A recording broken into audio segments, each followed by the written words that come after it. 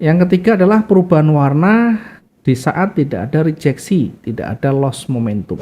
Nah, biasanya ini berada di puncak tren ya, berada di puncak tren atau di kecenderungannya lebih kuat, tidak ada penolakan tiba-tiba berubah warna. Ini sangat valid ya kalau dia tiba-tiba berubah warna dan perubahan warna itu signifikan. Contohnya begini. Oke, kita coba lihat yang kuat sekali. Yang kuat sekali tidak ada rejeksi di sana, tidak ada loss momentum juga tidak ada, tiba-tiba berubah warna. Contoh begini, dia bergerak naik, tidak ada loss momentum, tidak ada rejeksi, karena dari momentum besar, kecil, besar lagi. Hijaunya kuat lagi. Logikanya ini akan cenderung jauh lebih kuat. Tapi kenyataannya dia berubah warna. Apakah kalau sudah berubah warna begini kita bisa entry? Ya bisa saja sekali lagi. Tetapi untuk menjaga validitasnya kita bisa menunggu hingga candle ini lebih dari setengah dari body sebelumnya yang warna hijau, sehingga candle merah yang kedua ini adalah menjadi konfirmasinya. Lah kan lama sekali kita menunggu karena kita ingin mendapatkan potensi yang maksimal, potensi yang profitable, sehingga kalau kita entry tidak perlu menunggu terlalu lama. Bukan floating minus yang kita tunggu, tapi peluangnya yang kita tunggu. Ada contoh lagi misalnya yang tidak ada penolakan ya, tidak ada penolakan sama sekali. Dia sempat kuat naik. Di candle hijau tidak ada rejeksi, tidak ada loss momentum, hanya satu candle yang kuat. Tapi tiba-tiba berubah warna. Nah sekarang kita lihat perubahan warnanya ini signifikan apa enggak? Signifikan itu minimal setengah dari warna hijau. Kalau signifikan kita bisa masuk di sini. Tidak usah menunggu konfirmasi berikutnya. Sehingga lebih cukup ya, lebih dari cukup. Targetnya sesuai dengan perhitungan kita. Misalkan 400 ya selesai. Sampai sini close saja atau sampai di ujung bawah 300 sekian. Ini akan lebih cepat kita mendapatkan profitnya. Karena kalau sudah profit kita close itu lebih aman. Beda kalau kita profit belum ditutup. Hanya berharap mungkin target kita hanya sampai di sini mungkin.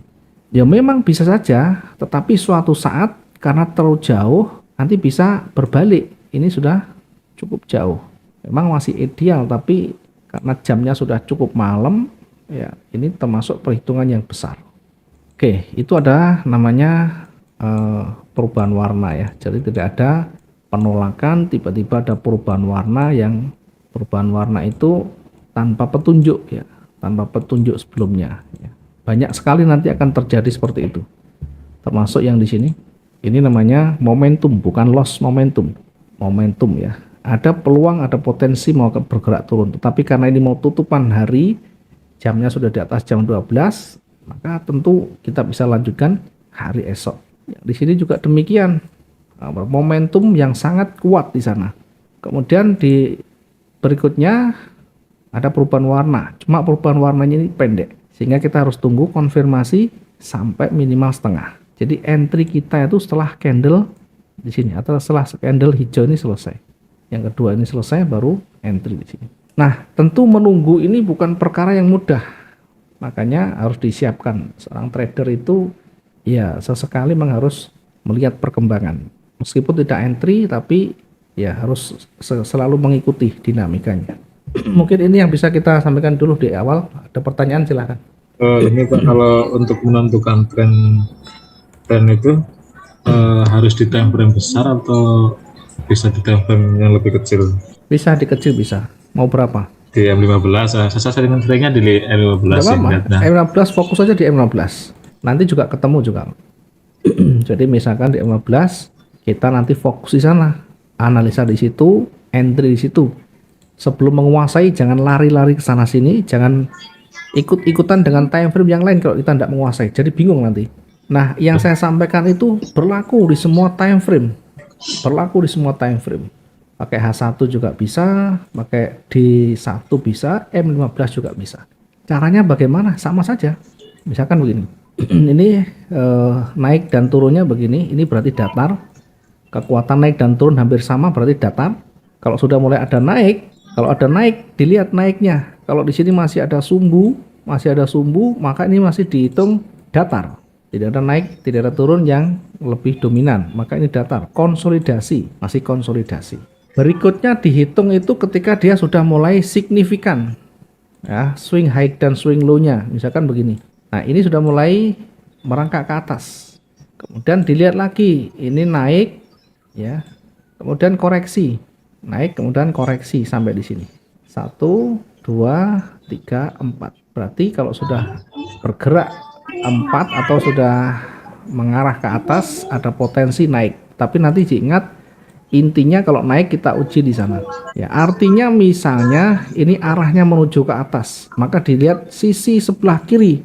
Lihat sisi sebelah kiri, terlalu dekat dengan misalkan resisten.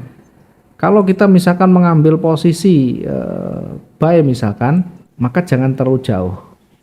Ya, jangan terlalu jauh dari area yang terdekat di situ. Minimal kalau kita entry ya sekitar ini selesai dulu. Kenapa? Karena berdekatan dengan banyaknya support, banyaknya resisten yang di sana. Atau misalnya kita sudah terlanjur, ya semuanya boleh saja. Jangan kita berharap pasti akan selalu sesuai. Enggak masalah, yang penting dua-duanya bisa profit. Andaikan kita misalkan buy di situ dengan dasar ini sudah mengarah ke atas, sudah ada konfirmasi buy, tidak masalah kita masuk di sini. Kemudian resiko taruh di bawah, karena ini buy maka resiko ruginya kan di bawah.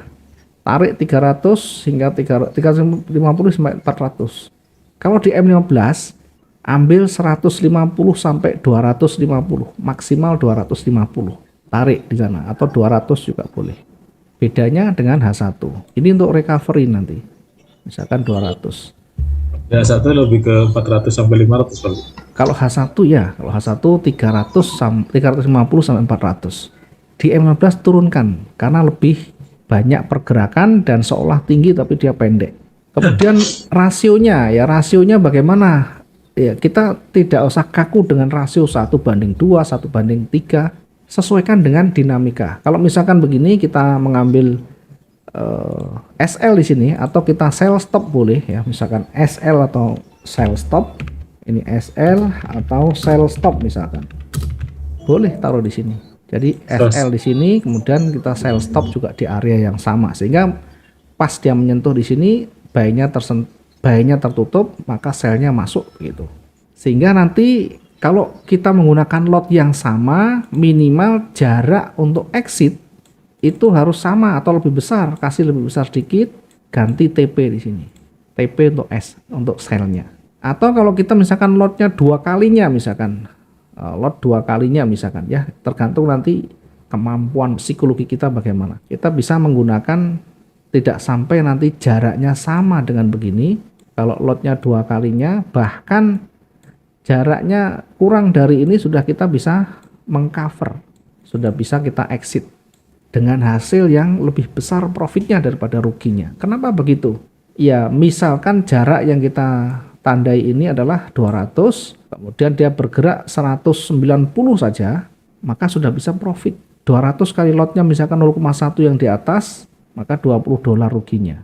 Yang di bawah 0,2 atau 2 kalinya 190 misalkan, maka akan sudah bisa kita dapatkan keuntungannya. Minus 20 dengan ilustrasi lotnya 0,1, pergerakannya 200, yang di atas 200, yang di bawah hanya 190 misalnya sampai di sini. Tapi lotnya 2 kalinya. Ya kalau lotnya 1 kalinya atau sama, berarti jaraknya ya sama, minimal sama atau lebih besar sedikit. Jadi 180 kalikan 0,2,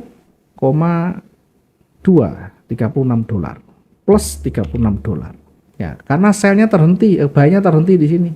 Di 1955 ini mulai TP-nya di sini. Jadi masih ada plus sekitar 16. Atau kalau kita SL ya sudah SL selesai berarti. Jangan disesali kalau kita sudah kena SL, karena itu adalah bagian dari manajemen resiko. SL di sini. Maka berikutnya kalau sudah SL kena, kita tunggu selesai candle ini. Candle ini tunggu selesai. Kalau sudah selesai kita baca, oh ini candlenya merah, ada rejeksi. Rejeksinya lebih panjang dari bodinya, maka bisa berpotensi akan naik lagi. Sehingga yang kita lakukan adalah bersabar ya. Karena di sini adalah ada penolakan yang cukup panjang, Kemudian kalau kita lihat cenderungnya memang turun. Kita bisa menggunakan pending buy di sana, atau kita gunakan sell di sini, sell stop atau di buy stop di sana. Atau kita bisa tunggu konfirmasi satu candle berikutnya di sini, baru kita entry-nya di sini. Lah itu kan berbenturan dengan support. Ya kalau kita ragu, kita taruh di bawahnya pakai sell stop di sini.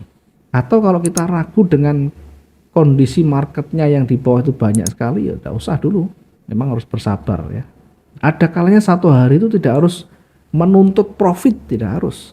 Dalam trading itu ikuti saja iramanya.